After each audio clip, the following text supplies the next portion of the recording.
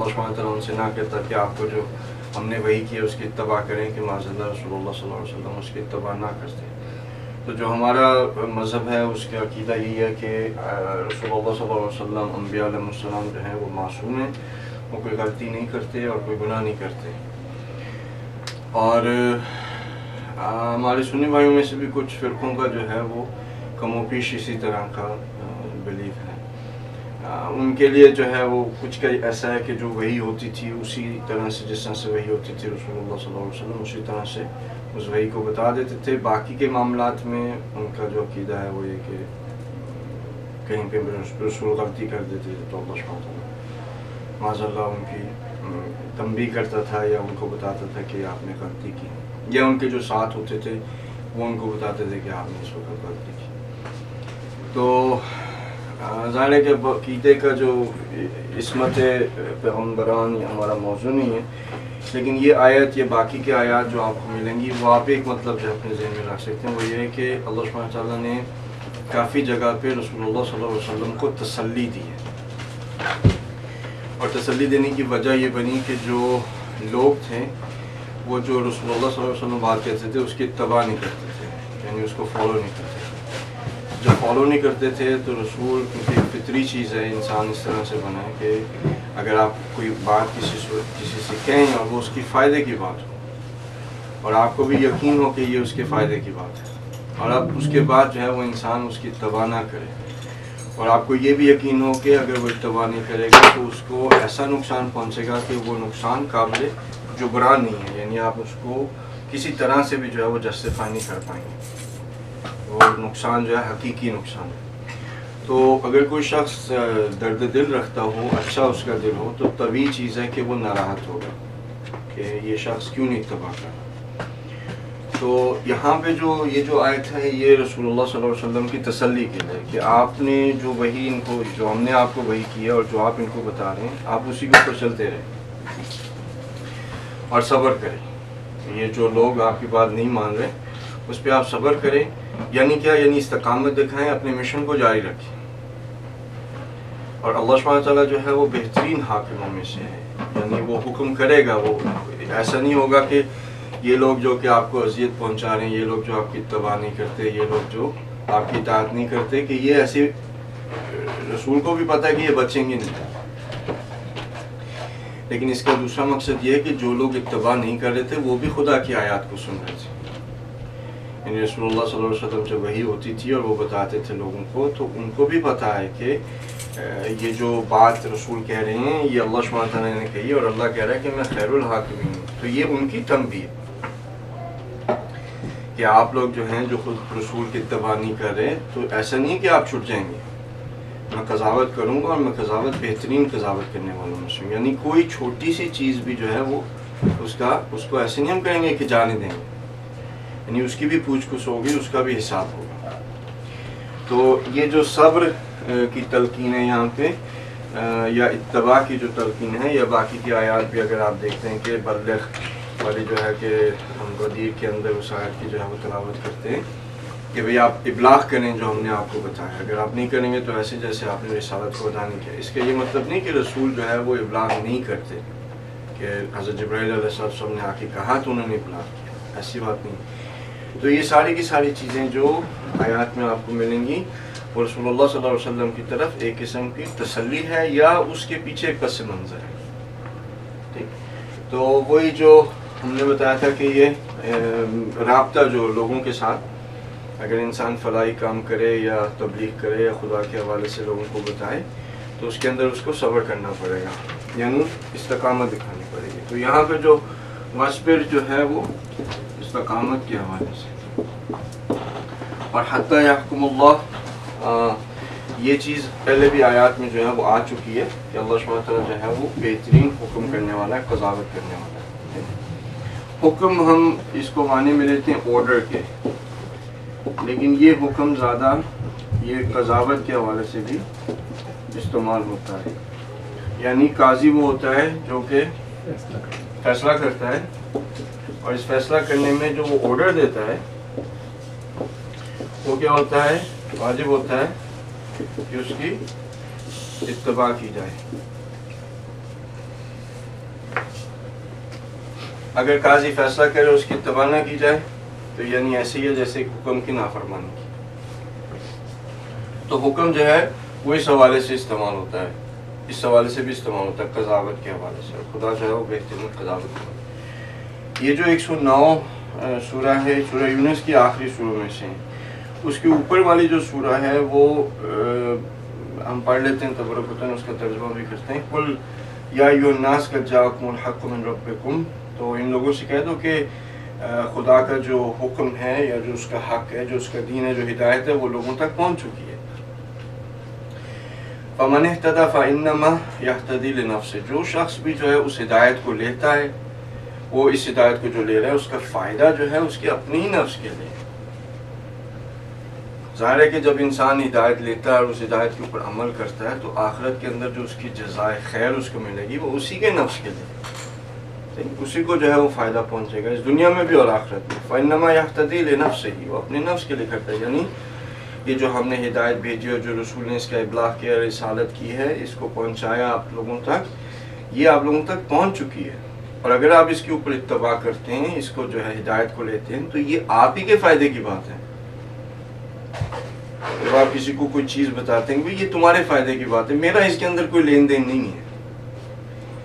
اور اگر آپ اس چیز کے اوپر اتباع نہیں کرتے فإنما یہتدی لنفسہ ومن ضل فإنما یضل علیہا, اور اگر نہیں کرتے, گمراہی کو اختیار کرتے, تو یہ گمراہی بھی آپ ہی کے نقصان کے لیے.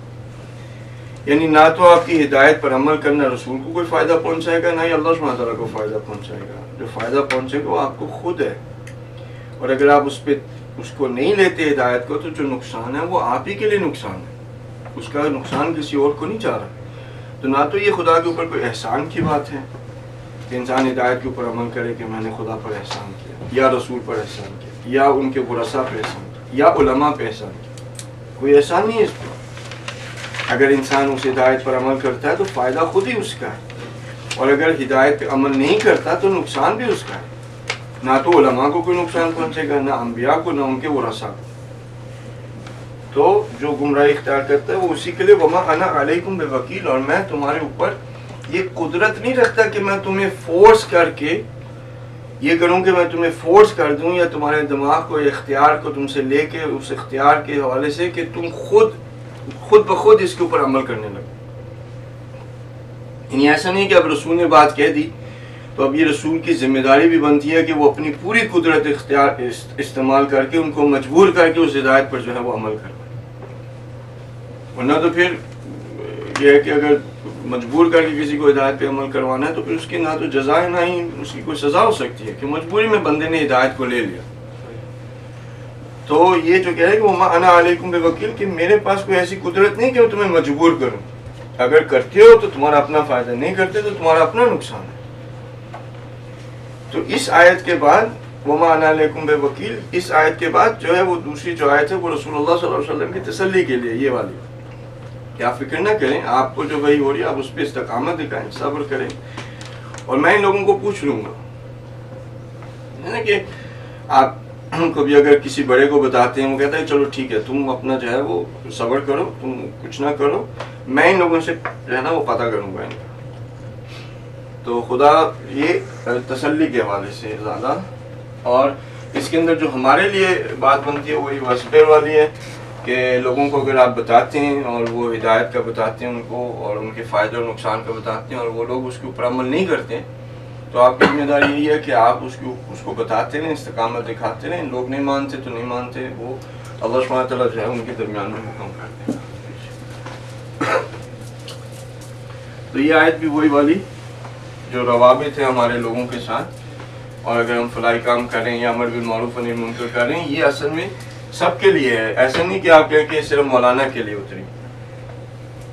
کہ جو تبلیغ کا کام کریں. ہر ایک شخص جو سورہ توبہ کی غالباً آیات ہیں کہ جو مومنین ہیں وہ ایک دوسرے کے اولیاء ہیں. مومنین ایک دوسرے کے اولیاء ہیں. اولیاء کا مطلب یعنی ولی ہیں, ولی یعنی مولا ہیں, یعنی ایک دوسرے کے اوپر اختیار رکھتے ہیں. ولایت ہمارا موضوع نہیں, لیکن بات ان کے ذہن میں آ گئی تو بتا دیتے ہیں. ولایت کہتے ہیں دو چیزوں کا اتنا آپس میں نزدیک ہوں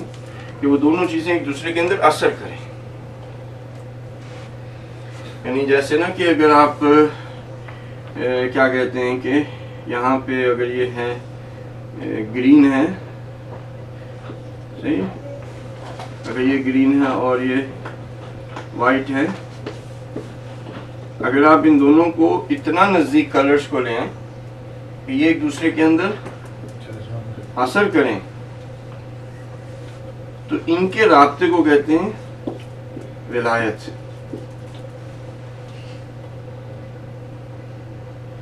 چاہتے ہیں یعنی اب یہ جو گرین اور وائٹ ہے جب ایک دوسرے کے اندر اثر کرنے لگیں گے تو جو چیز نکلے گی وہ جب ادغام ہو جائیں گے، جب ایک دوسرے کے اندر اثر کرتے رہیں گے تو ایک حالت ایسی آئے گی کہ یہ دو چیزیں نہیں رہیں گی، ایک ہو جائیں گی. ایک ایسے ہو جائے گی، اب یہ گرین اور وائٹ شاید میں نے یہ لائٹ گرین بن جائے گا.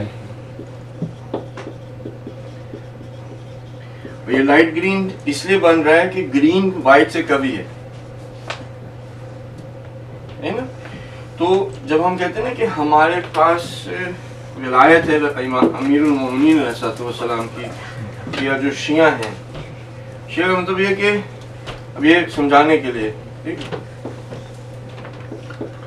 یہ امام علی علیہ السلام اور یہ ان کا شیعہ ہے، ساتھ ہے. ان دونوں کے درمیان میں جب یہ اتنے نزدیک ہو جائیں تو ان کے درمیان میں کیا ہے، یہ جو ہے ولایت کا رشتہ ہے ساتھ ساتھ. اب کیونکہ امام علی علیہ السلام اسٹرانگ ہیں اور ان کا شیعہ جو ہے وہ جس طرح سے گرین اور وائٹ، تو یہ کیا ہوگا کہ یہاں پہ جو چیز نکلے گی وہ کیا ہوگا، وہ شیعہ نکلے گا جو علی علیہ السلام جیسا ہے. اور یہ جو جیسا ہے وہ کون سا ہے، یعنی جس طرح سے حضرت سلمان فارسی ہے کہ حضرت سلمان فارسی کے لیے کیا کہ سلمان منا اہل بیت، کہ سلمان ہم اہل بیت میں سے ہے. کس طرح سے اہل بیت میں سے، یہ نہیں کہ معصوم ہے. یا ظاہر ہے کہ حضرت سلمان فارسی نے کوشش کے بعد ایک عصمت کا درجہ حاصل کیا، یعنی یہ معاذ اللہ اگر ذہن میں ہم لے کر آئیں کہ حضرت سلمان فارسی معاذ اللہ جھوٹ بولتے تھے یا معاذ اللہ خدا کے قوانین کو توڑتے تھے تو یہ ان کے لیے ہم نہیں لا سکتے. یعنی انہوں نے ایک عصمت کا درجہ حاصل کیا. عصمت کے بہت سارے درجات ہیں، علماء بھی کئی ایسے گزرے ہیں جو کہ عصمت کے درجے پہ یعنی کیا، یعنی انہوں نے اپنی زندگی کے اندر کوئی گناہ نہیں کیا. جہاں تک غلطی کا معاملہ ہے، مغالطے کا معاملہ ہے، غلطی جو ہے وہ ہو سکتا ہے کہ ہو جائے لیکن خدا کے قوانین کو نہیں توڑا. تو عصمت کے بہت سارے لیولز ہیں. اب یہ کیوں اس طرح سے ہوا، کیونکہ ان دونوں کے درمیان میں یہ ولایت کا رشتہ تھا. اگر نہ ہوتا تو حضرت سلمان فارسی کبھی اہل بیت جیسے نہ ہوتے. تو یہ آہستہ آہستہ کیا ہوتا ہے کہ جب آپ دو چیزوں کو اتنا نزدیک لے آئیں کہ دونوں ادغام ہو جائے تو اس کے بعد جو ہے وہ یہ چلیں امام کی جو ہے ولادت آ رہی ہے تو شاید اب ولایت کا میرے نہیں خیال میں کہ ہم لوگ اس طرح سے اس کو سوچتے ہیں. کبھی آپ لوگوں نے اس طرح سے سوچا ولایت کو؟